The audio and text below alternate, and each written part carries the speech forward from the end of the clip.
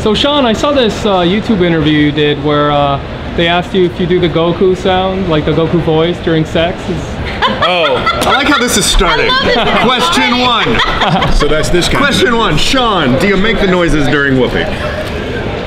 Now you answered that your wife gets annoyed by it, but I'm you not do married, it anyway? but my girlfriend does not like the sound of Goku or King Kai anywhere in the bedroom, regardless of the activity.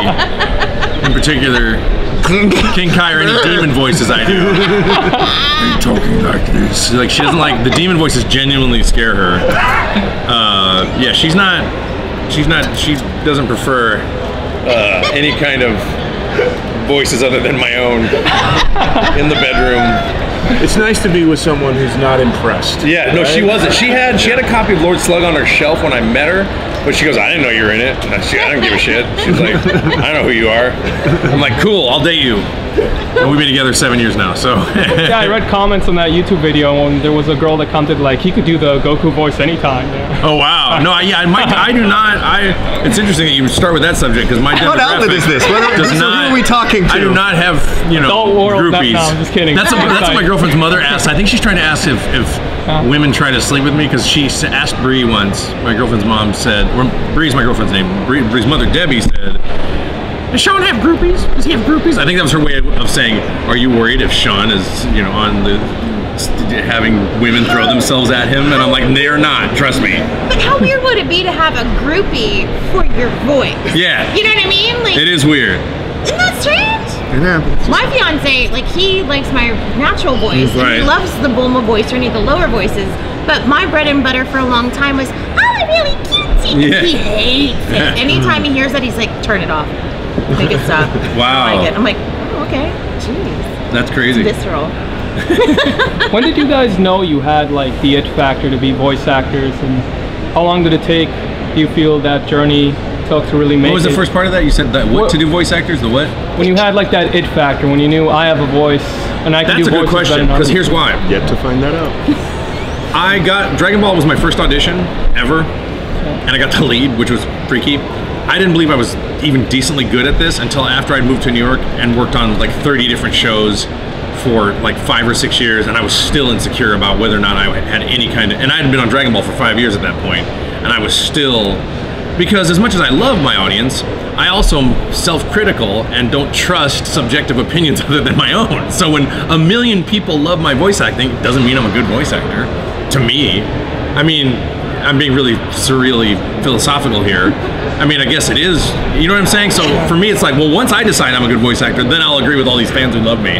But not to poo-poo them, because I learned also the hard way that there's a certain amount of merit in that, meaning that I should take that in and appreciate it more. Of course, not let it go in my head, but take that in and appreciate it, which I didn't always do because I'm so hyper-focused and so self-critical and so in my own bubble about what sounds good and what doesn't. So if I have millions of people saying, you're great, you're perfect, I'm like, yeah, but I missed this part here. Oh, but I know you say that, millions of fans or whatever, thank you for that, but this part sucked.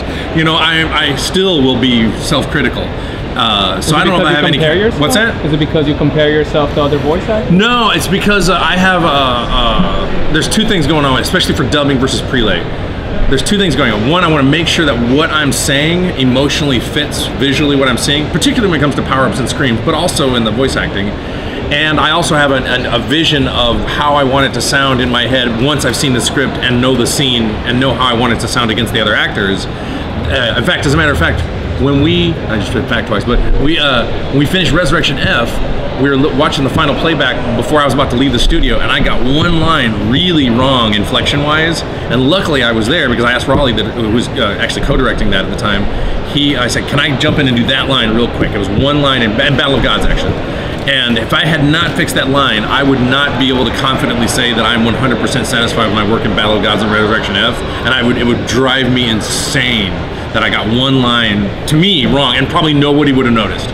But for me, it's got to be a certain way. So it's not that I'm comparing myself to other voice actors, although I have. Like when I start thinking I'm good, I just go listen to Mel Blanc and realize that I suck. That's a nice humble check, is to listen to that, or listen to Monica or Jason or Ian, especially Jason and Ian. No, I'm kidding. I'm totally because of what I said to you last night. No, I'm totally messing with you. Monica's probably one of my favorite voice actors of all time. No offense, guys, but she is one of my favorites. Mine too. Thanks, guys. This always turns into turns into a love fest. Come on. Like you did the little hair toss. But yeah, man. And there are times where I hear guys that I'm like, you know, I have aspirations and ambition. I'm like, yeah, I can do that. And there's sometimes I hear guys and I'm like, that guy is just, I can't do that. I'm so bad, I can't do that. I can't do that, and I can't do what he's doing. Drives me nuts. I think I spent my early career, you know, trying to do something different from my own voice. That's cool. And I feel like that's what I was supposed to do. And one of the early notes that I got from someone, before I'd even recorded a line in a studio, they were inviting me to come in. They were saying, you know, here's this audition for this company, and they do, you know, characters for anime. And he was already doing it, and he said, just go in. He said, it's called animation for a reason, so be animated. So that sounds like he said, it's called animation for a reason. Yeah. Just be animated. That's like, was he a New York guy? No, that sounds like what a New York guy would say. It definitely had that attitude, and so Jason, you're being too sensitive here. Just be animated, okay? That's the word there, all right? It's fine. Quit just acting. And then you're like, but I'm a thespian. That's right. You know, you're like, right. Sorry. No, it's all right. It's all right. So I think it took a while to realize there were some characters for which I could really just kind of relax and be myself, and that was kind of a revelation to realize that I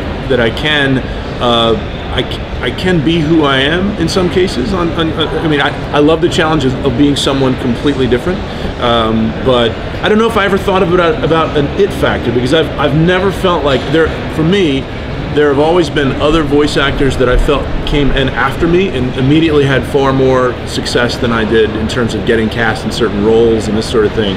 So I've always felt like, for me, that I've kind of had to hustle for every role that I've ever got. But you're unique in the sense that, and I was always wanting to ask you this, in the sense that he's done probably as much on camera as voiceover, way more on camera than I have. One of the things I love about being a voice actor, and I wonder if you had this experience, is, you know, as an on-camera guy, you're always going to play, unless you have a, you know, spaceman prosthesis on as an alien from another planet, you're playing a guy who looks like this, this gender, you know, this look.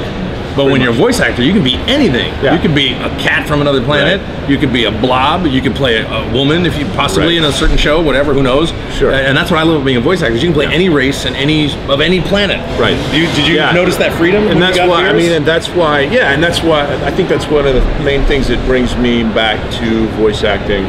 There was a period of years when I wasn't. Just a few years when I wasn't really active with any particular studio, and I didn't appear in many things. And I at first I thought, well, that's okay. My career is changing, and I'm moving into a different direction. But after a couple of years, I started to miss it. I started to realize this is good for me as an actor to get to do this kind of work, because I'm doing characters that I would never get a chance to do if it were live action. Right. So you don't feel there's a luck element though, to when you say you didn't get as many roles as others. You don't feel maybe, you know, it's just a matter of connections and it didn't have anything to do with merit? I don't think it was connections. I think it was some certain life circumstances, certain... luck can be a factor. Luck can be a factor, but it was life circumstances, the fact that the studio that I'd been working with kind of imploded for a few years, and so there wasn't as much work to go around, and I hadn't quite come into the fold with Funimation quite as much, and I wasn't doing video game work at that point. So there was just a few years when I was kind of quiet, and I felt like, you know, maybe my career's moved on, and I'm focused solely on camera stuff. And but when I started getting back in, thanks to Mike McFarland at Funimation, who was director of, I think Trinity Blood was the first show that I did with Funimation, in part because of you, Monica, because you kind of everybody loves Monica. Yeah. Well, Jason is the one who got me into my first audition, so I wouldn't be a voice actor if I weren't for Jason. So I have to, like, when he was like, "Hey, you working at Funimation?" I'm like, "Yes, hire Jason. Hire Jason for everything because he's brilliant." But the only person we love more than Monica is Monica's boyfriend. Yeah. Ron's great. Ron's amazing. I love Ron. If Monica doesn't marry Ron, we're marrying Ron. Like, that's how. I'm not sharing. Somehow I ended up with like a real life Vegeta. I don't know how that happened. Yeah, he's badass. Ron is That man's one of my best friends, and I have never put that together. He's totally like a real life Vegeta. You don't mess with Ron. I mean, he's more friendly. He's like Goku and Vegeta stuck together. I know, in the sense but that don't cross Ron. Do not cross Ron, but also he's one of the friendliest guys you'll ever meet. Nicest man ever. So yeah, I guess he's kind of like Goku and Vegeta fused. Yeah. Gogeta. He's Gogeta. Wow. Yeah, Ron's Gogeta. Yeah. But I think that, I don't know, you might be the same way, because a lot of us come from theater and stuff, and so for me, I never thought about being a voice actress. I just wanted to be an actor. And I did a lot of stage, and that's the reason I found out about ADV is Jason and I had done a lot of theater together.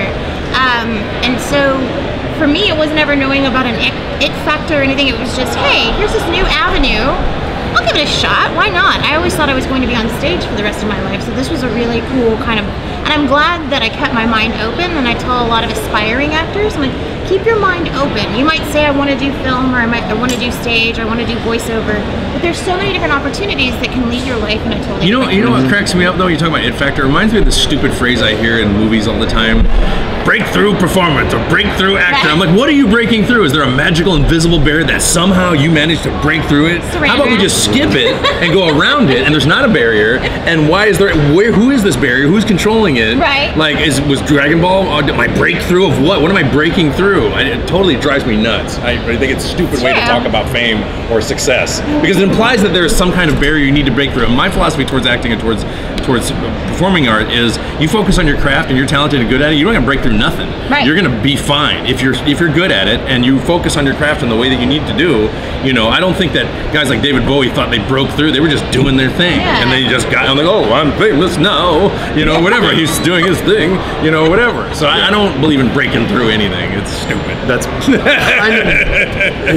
kind of my answer. I don't believe necessarily in it, whatever, but I had the same job since college, and I'm gonna keep working there until they tell me ramen connoisseur? That was the same job since college? Wait, what was your job since college? I've been working at Funimation since I was in college. Oh, really? Yes, I have. Frost Bank Building. I've been working at Funimation since I was 30. I've worked there longer than I've done anything. It's just amazing. I didn't know that, Ian. I think the beard makes you seem like you're more wizened and old. Oh, you're thank like, you. I'm like 28, right? You're 22. I'm mid-30s. Mid-30s, really? Mm-hmm. I'm a man. I'm 34. Yeah, I remember those. That would be 50 this year, man. I interviewed John Voight recently, and you mentioned John Voight, and you mentioned how in his early days as an actor, you're always worried about a project finishing because you don't know if you're gonna get one again. Now with Dragon Ball Super, it's not that it's over, but like the current arc is about to end, at least over in Japan, and this film is kind of past that. And I've heard that Akira Toriyama is passing on like the storyline, potentially. It's a rumor. I can imagine that if he wants to retire, I'm only guessing that Toei's like, but we'd like to make more money, so can we have the license to keep making more Dragon Ball? And he'll probably say yes, is my guess. Do you guys ever worry about like the series concluding at all, or even what happened to the ocean, like back when they switched the voice cast and all that? Do you ever worry about that kind of stuff? Worry about, I don't know what happened. Like the replacement of a voice cast or the completion of a project when you... I'm gonna handle the replacement of the voice cast thing. I can say, as somebody who has watched it for as long as I have and grew up watching it, it's my Goku. And if I a lot of people who grew up watching it suddenly got a new one after Dragon Ball, Dragon Ball Z, Dragon Ball Kai, and Super, and the movie, it would be so jarring that it would be all anybody would talk about. They tried it in Mexico. They did that with Frieza though, like Raditz, Switch. Oh, so I guess we should just switch it then. Sure, yeah, let's do it. No, for me, I think they should keep the originals. Oh, okay. I thought you were trying to make a case. Sorry. Sometimes that's health. We're fucking around here. Like, we're like, sorry, don't even broach it.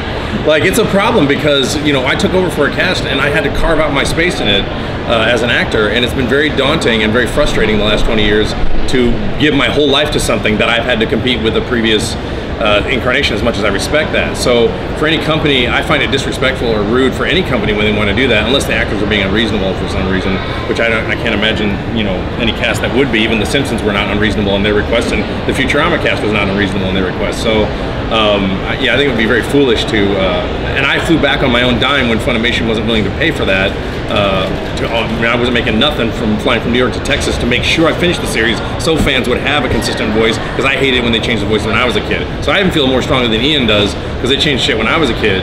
Then, you know, it changes the soul of the character. You're not redrawing Goku differently, so don't make a voice different. You know what I mean? Sorry, I'm getting no. That's a sensitive subject for me. It was, and I say that because when people said, okay, you're in the movies, do you think you'll be in Super? The only thing that I kept to let myself sleep at night was like, they're never gonna come back with another Goku and Vegeta. We as fans would hate that.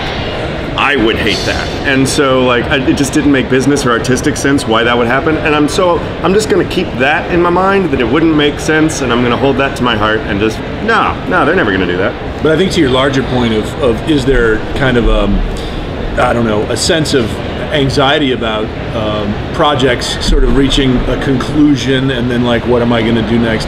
I feel that. I mean, I will say that I've been a part of projects that concluded and then I'm left wondering, okay, because I still have to work to eat. I still have to work to pay my mortgage. I still have to work to pay for my I have kids. So there's definitely a need that we have. It would be nice to think that we can just do what we do as artists and kind of that the funding just comes in from some nebulous place that we don't know about, and it just because of who we are and what we do. But it's not automatic. I mean, we do have to.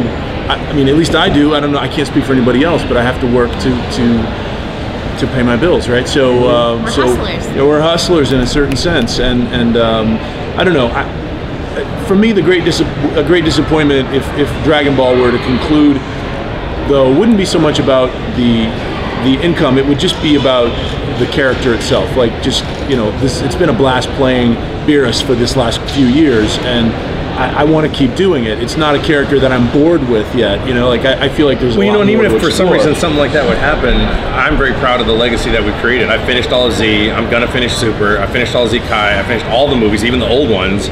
I finished the end of Dragon Ball. I've done all the video games. So if it ends after this, I'm okay with that. Just replacing me or replacing the cast would not be cool. But I'm okay with it because of the legacy. It's a project we can all be proud of. And that we completed, sure. Jason. Yeah, sure. And I see. Sorry, I didn't mean to interrupt you there. No, it's good. Just it's good trying to interject. Yeah.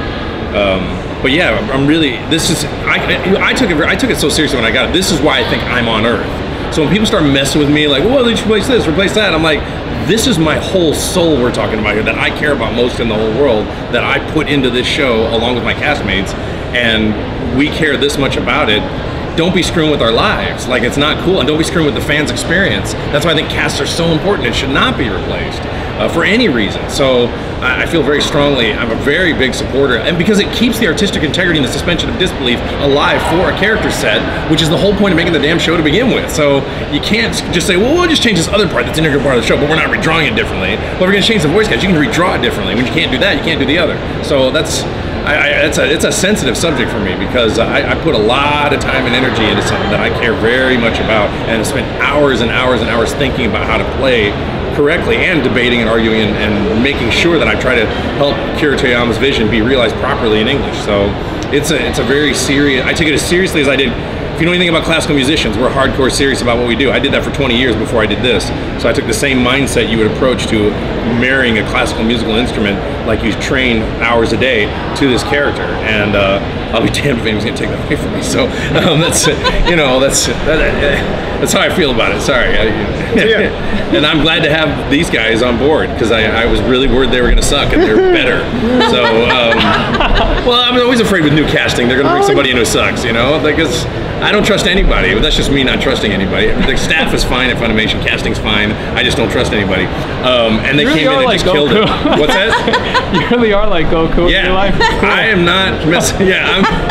But these guys killed it. I was so happy. I was really worried because I said I hadn't recorded yet on Battle of Gods, and I go, I want to hear the new guys. And I was afraid of two things. A, they were going to suck, or they were going to be better than me. But then when they were better than me, I was just happy about that. I'm like, okay, that's fine. As long as they bring the show up. As long as they bring it up, and they do. Different energy. And then we had Bulma and Kai, we had Monica, and she brought it up. So I'm like, okay, cool. I don't like shouldering that responsibility. I want everybody to be better than me. So I have something to shoot for. That's good. Helps us all grow. It'll all be great. So when as someone who's just joining the cast, that is the pressure that we all have. Is like we know who we're surrounded by and the voices that are going to come before and after ours, and it's you have to bring it. You have to like match up to what they're doing. My voice really harmonically and the way I listen to sound, the way I experience sound goes with this cast. So even on the first trailer we released, one of the things I called Chris Sabat and complimented him on, as I'm like, I love the flavor palette between Chris Ayres, myself, Damon Clark, and Chris Sabat, all that, the way that comes together in terms of a textural flavor palette, not just the acting part, but the sonic texture of it, came together so nicely, and I love the way our cast sounded. Like, I would not do this show with any other cast. You know, we all go together. So it would feel really uncomfortable to play against anybody different than, especially Chris Sabat, being, you know, him being my primary go against all these years. It would be really weird to hear my voice with. I wouldn't do it. So I feel really strongly that we cohesively go together, and it's a beautiful sonic experience for the fans. I think I love it. I really do. I mean, Battle Gods of Resurrection F especially are my favorite. I think those are masterpieces. I really do. So I didn't mean to be. You hit on a historical nerve for me. So but we become probably your kind intent. of we become like a little family. Yeah. And so like that's like somebody saying, "Hey, what if we just took you and put you in a totally different thing?" Yeah. How's that feel? So I think for a lot of us, it's like, don't do that. Please don't take Dragon Ball from me. Like we're all good friends and we're all close and stuff. So yeah. I don't think anybody took it as seriously as I do, at least from a life-changing perspective, as Ian. Like, because Ian, when he recorded the movie and we were being filmed, he wore a Dragon Ball T-shirt. They didn't tell me they were gonna film. He was hardcore. Like, I came in my Dragon Ball shirt, man. for a lot of actors, a job like this is just a job. For me, it's been my life. You know what I'm saying? Yeah. And so and I've done hundreds of other roles for Yu-Gi-Oh! And Pokemon and Ninja Turtles, and I've done lots of other shows, and none of them come close to the power and scope that's as effective. It saved my life, literally. So I have a really strong feeling about seeing it through and never giving up until they decide they don't want to hire me anymore, you know? And so, and I love the fact that I got especially, well, of course, I've known Monica forever, but with the cast here, I love it when I've got, you know, I'd be really frustrated if these guys were like, yeah, you know, I play Bears, it's fine, it's great.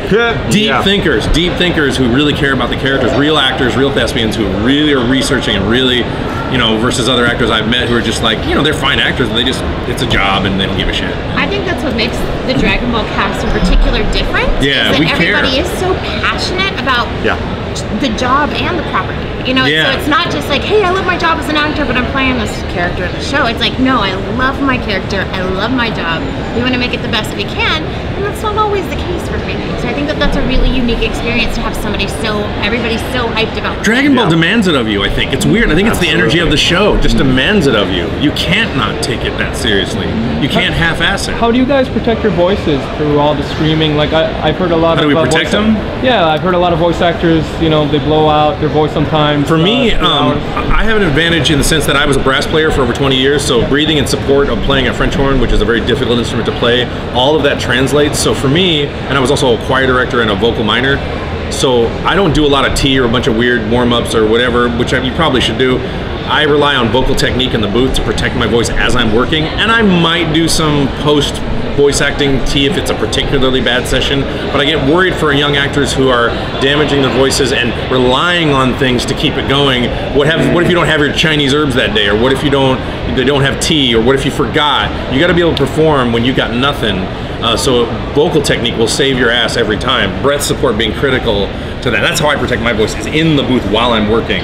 Even though I will damage my voice and not be able to use it for a couple days, I know my recovery time will be faster, and I know that I won't have any residual damage because I still don't have vocal nodes, and I've been screaming on this for 20 years because I always throw copious amounts of just air support, breath support, air. So that's the critical part of protecting your voice. I think it's knowing your limits. Like Sean knows, knowing your limit. Like, hey, I can blow it out, but then in 2 days I'm back on it. Somebody else, you know, you need to be able to feel and understand where your limit is, because they'd much rather have you call a session a day and bring you back in than have you actually hurt yourself.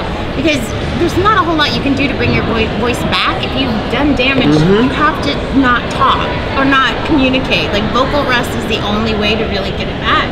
You can drink all the tea and the herbs and all you want, but if you don't let your voice rest, so knowing and if you don't use proper technique in the booth, a lot of that has to do with proper earphone monitoring. I monitor real hot, which a lot of people think you shouldn't do, but the reason I do is because when you block out sound, I need to make up for the fact that I don't hear sound when I'm blocking out sound, so I have to crank that up so the mic is down in my throat, so to speak, so I can really hear what's going on. And I don't have hearing loss in my left ear. I do from being sick, but my right ear not from cranking the cans. And I do that so that if Chris even told me one time he did a session, they forced him not to do it without headphones because he couldn't hear himself. He blew his voice out in an hour because you'll overstrain if you can't. This is why you see newscasters do this. If you do this, you'll reflect the sound right back into your ears. It's clear as and you can hear every single harm. Like I can hear all kinds of stuff in my voice I couldn't hear otherwise. And so if I was acting or doing a character, I can tweak those little things in real time, whereas I couldn't otherwise without it. I mean, I could, but it's challenging. So mic technique, headphone, all the technical aspects of it. I get frustrated when I go to an audition and they're like, "Oh, we don't use headphones here." And I'm like, "I've been doing it 20 years with headphones. This is how it works. Can I have some headphones?" Like, "Oh, well, you can't hear yourself." I go, you don't understand how sound works." And I also have a recording studio at home, so this is something I'm always messing with, sound and audio and gear and shit. Sorry, I'm going to go off on a harmonic tangent here. Sorry. That's great. Anyway, sorry guys. Sorry. No need to apologize. So great detail. I get nervous. I talk too much, so I start over-apologizing. I think it's actually really interesting that you came from a musical background and you can really listen to like those, really slight details. Do you have tinnitus, by the way? You said you have? I have tinnitus that comes and goes in this ear really bad. Like it's just like sometimes it's beep, and sometimes it's nothing. And it's pretty bad. But it's weird because a lot of people tinnitus drives them crazy. I can sleep with it because when you're a brass player and you go to so many rehearsals where you got to warm up with a room of 80 other people who are also warming up, and you get really good at just focusing out. I just focus out the hearing, the tinnitus, and it's almost like someone else is warming up, and I go to sleep, and it doesn't keep me up. It's a little annoying sometimes, but I probably need surgery in that ear. I don't know. Really? Yeah, probably. Yeah, because it comes and goes, so it makes me think something's moving in my inner ear. And sometimes when I go up in planes, I get some of my hearing back. Would you be able to? I went to a doctor, but then she accidentally was responsible for killing Joan Rivers. No, I'm kidding. She wasn't responsible. But the doctor that was involved with that Joan Rivers situation was my ear, nose, and throat specialist in New York. So when I saw this story, I was like, oh my God, that was my ENT. No, she's a fine doctor. That was just an accident. I don't want to disparage her in any way. But I just wanted to make a joke. I'm not going to mention her name, but she was fine. I'm gonna Google her. Yeah, you'll get home. She's a very famous New York ENT. She's very good. She was there at that situation, and I just saw it on the news, and it kind of tripped me out. So anyway, yeah, I should probably go check that out. How excited are you guys for the release of the latest movie, the latest chapter of Dragon Ball Super? I mean, the Frieza chapter did fantastic, and over in theaters and all that. Yeah. How does it feel to have another cinema debut? I feel like as long as there's new content coming out, it means that there's probably going to be more content. I mean, I just feel like as long as there's not like this huge gap. And I was really excited to hear some months ago that a movie was already in the works, and then to hear that there was another series that was coming on top of that. I don't know if there's ever been a time in the history of Dragon Ball when there've been, you've been in production with a certain thing, and then there's also this other project that's Dragon Ball universe related, and then this other project that's Dragon Ball universe related, along with, of course, the video games that are really hot. I mean, it's just like a conversion of things that are happening for Dragon Ball right now. So, I mean, it's exciting that the movie's coming about because I think it's going to be amazing and epic, but it's also a really amazing time to just be a part of the whole Dragon Ball franchise and just to see the kind of the growth of it, the explosion of what's happening right now. So, is that where you make a lot of supplemental income when you mentioned Bread on Table before, from like Dragon Ball Fighter Z and the rest of the video games? I don't want to get too much into that. I mean, I think the overall point is just that I think it speaks to the durability of the franchise and the fact that that it is growing. I don't think we've seen peak Dragon Ball. I don't think we're I mean, the fact that we just last night for the first time did a panel at Madison Square Garden. I mean, this show has hustled to get to that point, and I don't see it diminishing. And if this movie is great, which I think it will be, I think we're already sensing that it's going to be something really special. I'm super hyped about it. It's going to be special. But I still want Raditz back. I do too. He's right there. Right over there. That's Raditz. Oh, yes! Bring Raditz back! Resurrection R! Come on, get on! How has it taken this long? I don't get it. What is the deal? Resurrection R, make that I would love Resurrection R. Do it. And Resurrection Y for Yamcha. No. Resurrection Y. He had his I know, but it's spelled W-H-Y. Yeah. Resurrection. Why? Sabat would love that. I think we're really excited too because like the anime in the movies has shown a big, huge resurgence. Like people now are going to see anime films in record numbers. You know, Resurrection F was like the #5 movie in the United States in limited release. My Hero just had 2 new dates added to the extension of the run. So it's like I'm excited, and I think we all agree that it's going to be cool to see how it does at the box office, like how it's received and what its reach really is. We're going to break records. Yeah, I'm really excited to see that. I think so too. Oh, I think so. I think it'll do on the good end 20 million in the U.S. alone, but I'm thinking at least 10 to 15 for sure. Because we did 8.5 for Resurrection F, and if we do it longer, it could even go higher than that. Let's take it back. Because in Japan, animated films beat live action films. Like Pokemon will be #1 of all the films, or Dragon Ball was #1 of all the films, like live action and animated. Whereas in America, it's always like the animated ones don't quite do as well unless it's like, you know, Incredibles or something. So I think we could really seriously compete with a lot of the live action films coming out that are American. Before I go, could each of you do your voice and say this character for fansided.com? I'd prefer not to do my voice, but I'd just rather announce myself as an actor. Is that okay? Yeah. Okay. But no, just start with them. Was it fansided? Fansided.com. Fansided. Sure. Ready? Yeah. I'm Monica Rial, and I am the voice of Bulma Briefs, and you are watching fansided.com. I'm Ian Sinclair. I'm the voice of Whis, and you're watching fansided.com. I'm Sean Schemmel, and I think it's funny that Bulma always adds Bulma's last name, so I think Ian should go, I'm Ian Sinclair, the voice of Whis Jenkins. Give Whis, like he says, I'm Spoiler, you can't give his last name yet. Yeah, what is Whis' last name? Whis Jenkins? It was. Now we gotta call Japan, change it up. Change it up. Obviously, and his last name's The Destroyer, so... She always says Bulma's last name, and I never think of her last name being Briefs, but it is. I mean, Is she Bulma Vegeta, though? It's not Bulma Vegeta. Vegeta doesn't have a last name. He's the Prince of all Saiyans. As far as I'm concerned, it's Vegeta Briefs. Vegeta Briefs. I like that. She's wearing the pants. That's for sure. Did you see the her Vegeta shirt that's going around? No. It's a pair. There's my Bulma and her Vegeta. Oh, that's cute. I like that. Anyway, I'm Sean Schemmel, the voice of Goku, and you're watching some fan thing that I didn't remember because I didn't remember. Fansided.com. Fan what? Fansided. Fansided? Yeah, you got it. Oh, like excited, but fans. Or a fan was sighted. Like you saw a fan. You were sighted by a fan. Sighted by a fan.com. Here's Jason Douglas. I'm Jason Douglas. I'm the voice of Beerus T. Destroyer. And welcome to Fan... Sighted. You saw a fan. Sighted. Fan sighted. Sighted. I'm excited to be a fan. .com. And Raditz over here. Raditz. Resurrection, Yes, bring it. Justin Cook, voice of Raditz, or Raditz, voice of Justin Cook, and fan-sided comms and dots. Thanks, guys.